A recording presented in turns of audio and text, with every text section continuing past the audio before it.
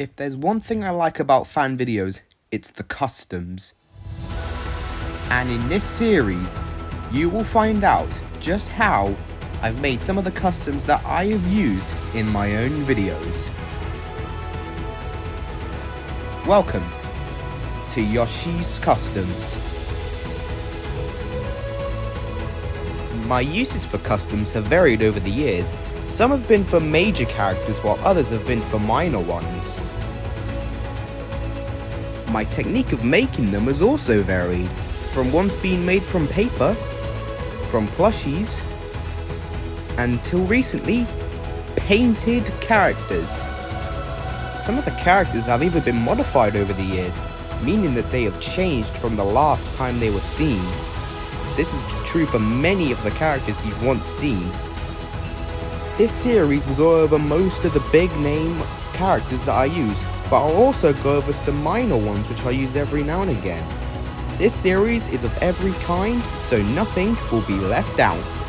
In today's episode, we'll be taking a look at both my black and modified James, so this is a double episode. As always, we'll start with a history lesson.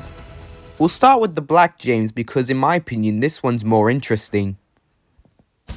Black James goes back to the second Railway series book, Thomas the Tank Engine, which was ironically his first appearance.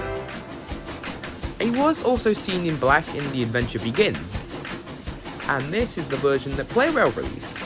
I was actually considering buying Playrail, but it's a little bit, expensive. Oh my goodness! So for a while, I had no Black James. None at all. None. This was until one day I bought myself a spare James. However, my original plan was to originally not make this James a Black James. I was actually originally intending on making this for Plushie Empires, as like a train for bonkers. But ultimately I decided, nah, it would just look out of scale. So I didn't make it. Then I got my idea for the origin story, and then I just thought, hey, why don't I use this James? So I went ahead and painted it black. And actually, I might as well reveal it now. I actually originally did not intend on making this a Black James custom. I also made it James, so if afterwards I finish the movie, I can use it again and again. It wouldn't just be a one-off prop I would use for the movie and then never use again. And to be honest, I think that was a smart move on my part, because I have used this in other videos. Most notably, I've used it in the Trampy movie remake of Runaway, and ironically, this was the first time you saw him in a video. So, hey, the video blew up, so now you know how I made this and its original plan. And that's it for the Black James. But we are not done yet, as we still have my modified James to do. This one's a lot quicker, so this is why I've combined it with the Black James, so that this video wouldn't be like 2 minutes long. I first started out by painting the buffers, which is typical stuff for models. I've done it with most Trapmaster models throughout the past few years because, I tell a bunch of lazy bastards, and they don't do it for them. Then I decided to go the extra mile and paint the running board because, most of the running boards in the show are white.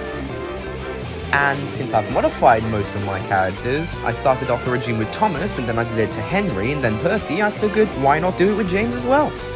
So I did. However, sadly, the stuff I used didn't exactly stick very well. And over the course of a few months, it's kind of started to wear off, so I need to give that a complete repaint, I think. Finally, I decided to paint in his cab and his tender. This was something very recent, specifically the tender. I did the cab beforehand, but the tender I've done very recently. I just did it because I think it would personally look a lot better than red, and well, I think it looks good. What do you think? Let me know in the comments.